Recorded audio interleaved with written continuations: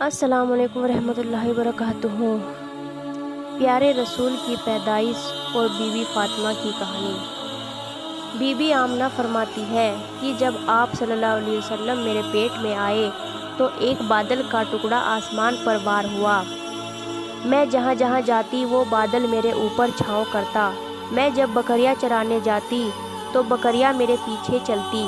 جب چلتی تو پتھر پاؤں کے نیچے نرم روئی کی طرح ہو جاتے، اور جب کنویں سے پانی نکالنے جاتی تب پانی اپنے آپ اوپر چڑھ آتا، پانی آسانی سے بھرتی۔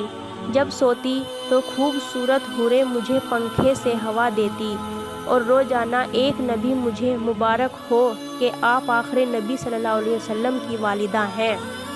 اور بی بی آمنہ فرماتی ہے کہ مجھے 9 مہینے تک کوئی درد یا تکلیف نہیں ہوئی جیسے اکثر حمل والی عورتوں کو ہوتی ہے، اور نہ ہی کبھی میرا کھٹی میٹھی چیزوں کو دل کیا۔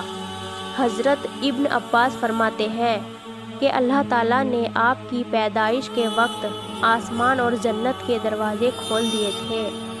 حضرت آمنہ فرماتی ہے کہ آپ کی پیدائش کے وقت ایک عجیب ایسا نور پیدا ہوا جس نے مشرق سے مغرب تک تمام جہاں کو روشن کر دیا، اور ملک شام کے محل اس روشنی میں مجھے نظر آنے لگے۔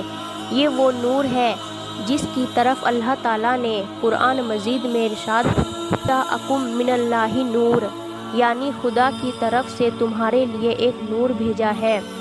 پھر آپ کی والدہ نے فرمایا کہ آپ پیدا ہوئے تو میں نے اس وقت ایک سفید نورانی آبر آسمان سے اترتے ہوئے دیکھا۔ اس آبر نے میرے حجرے میں آ کر آپ کو اپنے اندر چھپا لیا۔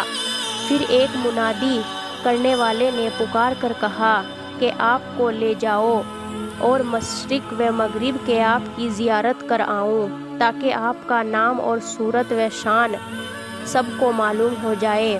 پھر وہ آبر کھل گیا اور سروری عالم مجھے نظر آنے لگے۔ آپ کے چہرے کی روشنی 14ویں رات کے چاند کی طرح تھی، اور جسم مبارک میں مشک کی خوشبو آتی ہے۔ پھر آپ کو 7 روز تک آپ کی والدہ ماجدہ نے دودھ پلایا۔ پھر چند روز ابو لہب کی بیٹی نے آپ کو دودھ پلایا، اور آپ کی کھلائی پلائی مقرر ہوئی۔ حضرت حلیمہ فرماتی ہے کہ جس سال آپ کی ولادت ہوئی بڑی قحط سالی اور خشکی تھی۔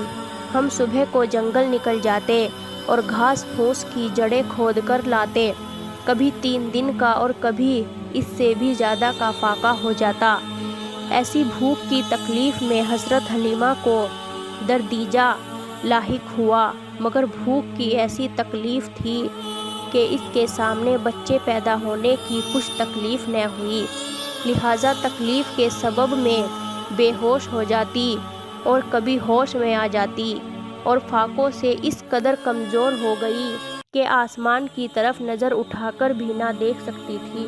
ایک رات اسی حالت میں سو رہی تھی کہ ایک شخص نہایت بزرگ صورت میں میرے پاس آئے اور مجھے اٹھا کر نہر پر لے گئے، جس کا پانی دودھ سے زیادہ سفید اور شہد سے زیادہ میٹھا تھا۔